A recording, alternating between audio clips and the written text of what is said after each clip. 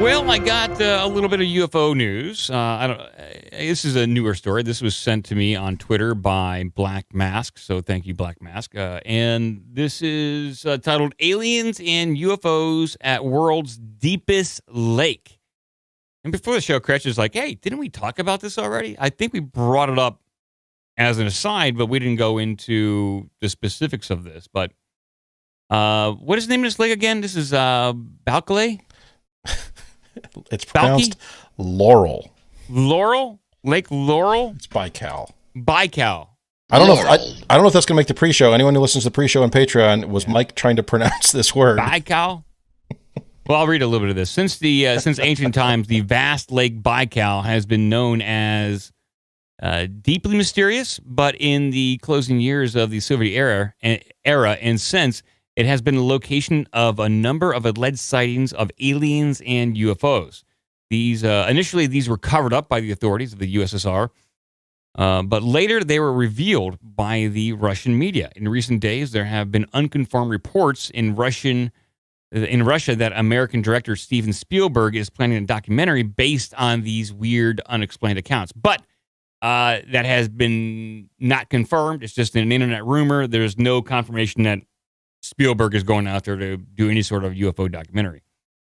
But the versions of the extraterrestrial activity at Baikal, edged by mountains and containing 1/5 of the world's unfrozen fresh water, relate to the supposed aliens seen by military divers in its depths and large spaceships hovering over its gray, moody expanse. So this is a huge lake. This is a record.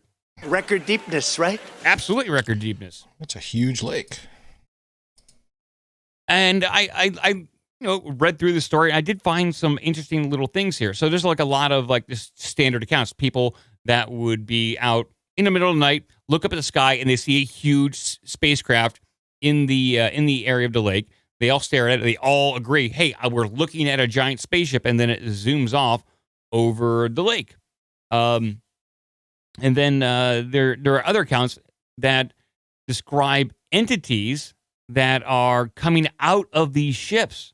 And what I found to be curious was this very particular one right here. So another resident said that from this dish that came down, there were people in shiny, shimmering costumes.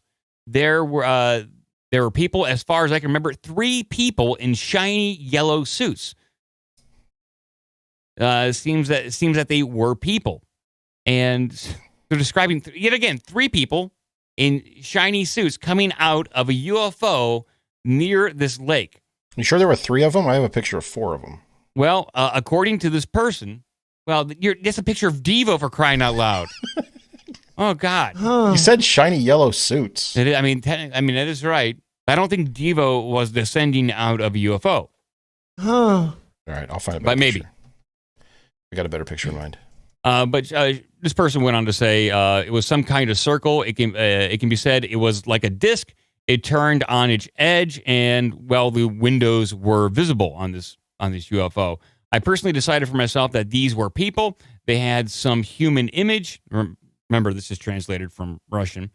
They were the same straight, slender. They had arms and legs. They had a gait that was the same as ours. A little lower down, there were 3 in orange suits. They went down from the disc like a man, and the steps were very visible.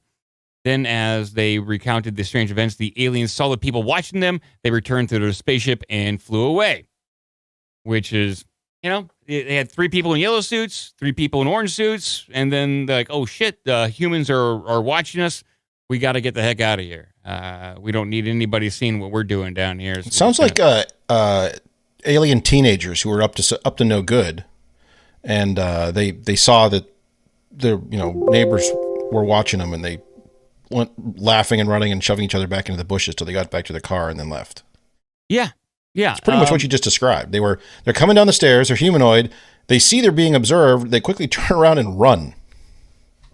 Yeah. So there's another account from supposedly from military, where there's some military divers in the area, and they were, this is, I think, in the late 70s, early 80s, they went down into the lake.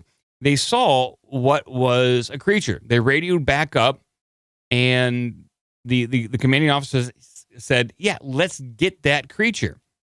And so as they tried to net this creature underwater, it produced a wave, sending these divers very quickly out of the depths and onto shore. There were 7 of them, and of the 7 divers, only 4 survived because that's all the room they had in their decompression chambers. They only had 2 available. You only could fit 2 people per chamber, and so 3 of the divers wound up dying, and they did not wind up capturing that creature, which they thought was some sort of humanoid. They likened it to ancient Russian folklore of basically what's translated to a shark boy. And, well, Shark Boy. A Russian shark boy said, you ain't capturing me, and blasted them out of the water, and they died. So there's a lot of different strange things around this. Very interesting. They have, like, this lake has their own version of, like, Loch Ness Monster, some sort of dinosaur that may live below the surface, UFOs going in and out of the water, entities living in the water, and then spacemen descending from discs and just checking out the general area. It seems like a paranormal UFO hotspot. But as I read, because that number 3 stuck out to me, and I was like, okay, you had 3 aliens descending out of a disc. We did the whole last episode I talked about aliens was like the number 3 being repeated over and over again. I was like, how many of the description, how many stories are there of people who see divers or aliens or humanoids that appear to be wearing diving outfits? Well, quite a few. I found just within a couple hours of research, probably at least 15, and I'm sure there's many more out there of people encountering aliens or UFOs, and the UFOs will open up and people wearing diving outfits will come out. Now, it might just be a skin-tight bodysuit, but a lot of times that they not only have a skin-tight bodysuit, but they'll have some sort of helmet on, oftentimes without any sort of hose connected to oxygen or any sort of apparatus, like no external tank supplied.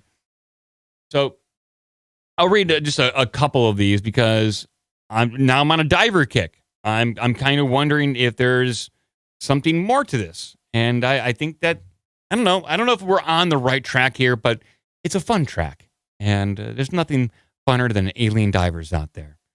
So there is divers. What was that? A holy diver or a holy diver? As a DO reference, I'll allow it. Thank you. So there was this. This is from Russia. This is from 1997. So there's this former officer, and he's an amateur diver that has been diving in shallow waters in the bay. This is the Bay of Finland, St. Petersburg region. So he's had been diving in shallow waters in the bay when he spotted a strange elongated object shaped like a cucumber. He tied a rope around the object and tried to pull it to the surface. However, he was not successful and decided to attach some slings to the strange cucumber and connect it to his automobile bumper to pull the thing out of the bay. He came to the surface and obtained the necessary equipment in order to perform the task. He brought a pneumatic drill with him for the purpose of drilling holes into the object and attach a sling. He descended to the bottom again and attempted to drill a hole into this cucumber-type object. Wait. So it's shaped like a cucumber, but clearly it's a lot larger because he's tying ropes around it. Yeah, I'm assuming this thing, he's not... Or is this man incredibly weak? Like he can't pick up a cucumber. So, I can't pick up pickles or cucumbers. I'm so weak. This is the scuba pickle. He goes back out. He ties the rope around the bumper of his car. So he's going to redneck engineer this. Yes. And then when he can't do it, he goes to get a drill Yeah. with the intent of now destroying the thing he was trying to get. That's right. So on a scale of 1 to like all of it, how much vodka did this guy have beforehand? Well, I mean, he is Russia, so I don't know off the top of my head, but I'm assuming that this is a human-sized cucumber. Like, this is one big pickle. That's you know what I'm talking giant about? pickle. Yeah, Exactly. So he gets a drill. He descends up to the bottom again and attempts to drill a hole in the object. Suddenly, a stream of dark liquid resembling oil spews out of the object, hitting him in the face. But instead of switching off the drill, he increased its air pressure in an attempt to make the hole deeper. He heard a loud crunch within the cucumber and noticed a blood-like substance in the water. The object suddenly then split in half, revealing a large cavity inside. From it, a large dull bubble floated out. At this moment, he encountered a strange entity, apparently human-like, with unnaturally white skin and what appeared to be a wound on his back caused by the drill. The wound appeared to be bleeding. The entity's face was distorted by pain and anger. The entity looked at the diver with some immovable hypnotic glance, soundlessly opening and closing his mouth. The witness attempted to push away the cucumber-shaped object along with the strange entity, but the entity succeeded in grabbing his hand. The humanoid had clawed fingers, very sharp, which tore into the sleeve and cutting him deeply. Struggling, he used a drill to free himself by stabbing the hand of the entity and stabbing his chest. After that, he lost consciousness and somehow was pulled out of the water by some fellow passersby. There's no traces of the humanoid or the cucumber object, and it just disappeared, and he left the scene without any sort of souvenir of his cucumber encounter in the water. 1997. Don't know what to really make of that. It's just an interesting. I would say the only thing I story. make of that is don't store your giant pickles just off the coast of St. Petersburg. Well, and don't store bodies in your giant what pickle. I do with my giant pickle is my business. Exactly. I just didn't expect some Russian guy to come by with a rope, Yeah. a car, and a pneumatic drill and start right. ruining it. Yeah, it's just something like Tim Allen would do in Home Improvement. It's bizarre. That's weird, though. But it's an underwater entity story, and there's quite a few of these. Then, as I was like reading through these stories, I got like one or two more. I was just going over in my head of the types of movies that came out in the 80s and 90s that dealt with aliens and water. And you had some big ones. You had The Abyss, James Cameron's The Abyss, which dealt with aliens literally living at the bottom of the ocean floor, not wanting to be messed with. And you had our military going down there trying to figure out what they are, what they may want, and trying to blow them up. That's a huge one. Then you had, you remember this one, Cratchit? Sphere. I think it had Dustin Hoffman. Well, that was a terrible movie. The book's awesome, though. Yeah, the premise is great, and I recommend people watch it. I guess I'll just give a brief synopsis. So it's Dustin Hoffman, Samuel L. Jackson. They are scientists sent out to investigate this weird object at the bottom of the ocean, and they come to figure out that it is not of this planet. Correct me if I'm wrong, Gretchen. And it uses the human consciousness against us. Like it feeds off our imagination. The thing is, if you're remembering stuff from the movie, yeah, I am. I can't remember the story in that because I read the book several times and then saw the movie, which probably changed some of that stuff. I don't want to. There's an interesting twist, I guess, reveal towards the end, at least in the book. I don't know if that comes out of the movie. In fact, I think it's actually that twist is actually revealed at the beginning of the book, which is part of the premise, but I don't remember, so I don't want to spoil that. But it's an interesting movie. Tommy in the chat brought up the two I was thinking of, was Deep Star 6 and Leviathan. Okay. Yep. Weird underwater creature movies. And I they totally were kind of overlooked back to those. back. Totally overlooked those. So yeah, some weird creatures there. Then in the 2000s, you had Ender's Game come out, which was a movie based on the book, but I don't know if this came out. This was in the movie. The movie was that Earth was attacked by this alien race, this alien bug race. And they're always bugs. Yeah, they're always bugs. And it wasn't really, clarified, or at least in the movie, they just thought it was an unprovoked attack. But the real reason that they chose to attack Earth, they just wanted the water. That's all they wanted. And they're from a star system that didn't have a great supply of water. They saw Earth and said, hey, let's go get some of that. And that was their whole motivation, was to come here for our water. And that's just off the top of my head. And I'm sure there's a good number of other movies out there that deal with aliens and water and all that kind of stuff. Maybe there's some sort of, I don't know, predictive programming, but there might be something in our subconsciousness that makes creative people want to write that kind of scenario, maybe because it's more interesting, or maybe we're pulling those ideas out of the simulation. Who knows? Well, I think there's a general there's a general similarity in the two environments between, a deep space, a story about deep space and aliens, and then underwater, which is so close that Russian guys can tie ropes around their bumpers and drag shit out of it. But at the same time, is also a very unknown and wild and scary place. So if you go deep enough, then you could write the same story, and whether it takes place on a spaceship and encounters creatures in space, it could also be in a submarine encountering creatures underwater, and it's the exact same story. So yeah, I think that's probably part of the attraction to it.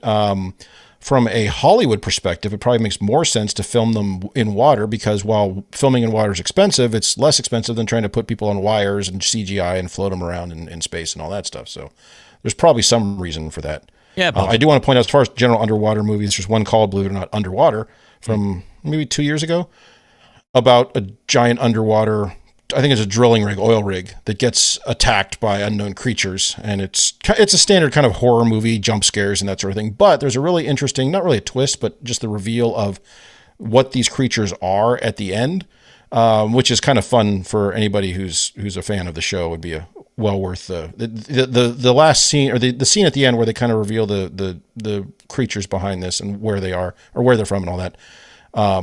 Makes the rest of the movie worth it. Otherwise, it's really unremarkable. But it's a fun movie. Yeah, I see Post Void in the chat saying Waterworld. I'm not going to throw that in here because that's just a post-apocalyptic, amazing Costner movie. It has nothing to do with aliens. Really. Kevin Costner drinks his urine, and they said, "Mr. Costner, you absolutely do not." He's doing it again. You don't need to be doing. He's doing it again.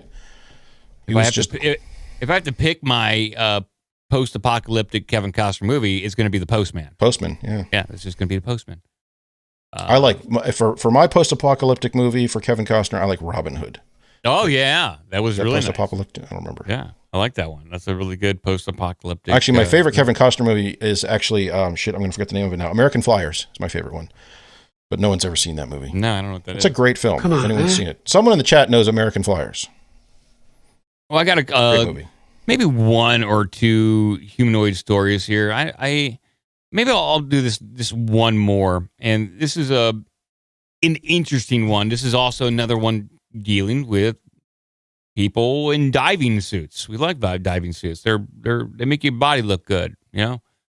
This comes from Mexico, 1993, right around 5 a.m. in the morning, and Mr. Chalaga was sleeping at his home when suddenly a bright blue light entered through his window and woke him up.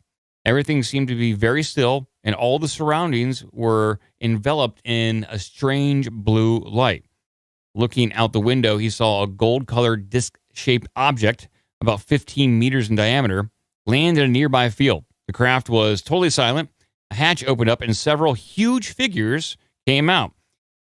They were about 2.5 meters in height, human-like, and wearing tight-fitting, silvery diving suits. How big is 2.5 meters? Is that like 8 foot? About that, yeah. About 8 foot. So they had long arms, pale complexions, large blue slanted eyes, and long blonde hair. The witness at this time had walked over to the craft. The visitor saluted him with a gloved hand and waved at him, and then invited him inside the craft. So these blue giant diver people invite him and come on in, buddy. Hey, thanks for coming out. Come on inside the craft. Well, once inside, the witness noticed that the humanoids also had long pointed ears. He saw numerous consoles and what appeared to be comfortable seats.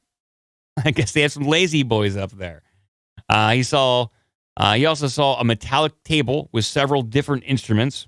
One of the humanoids showed him a screen where he saw scenes of war, destruction, and ecological collapse. After an undetermined amount of time, the craft then landed in an unknown beautiful field filled with humans of all ages. A large golden sun illuminated the city.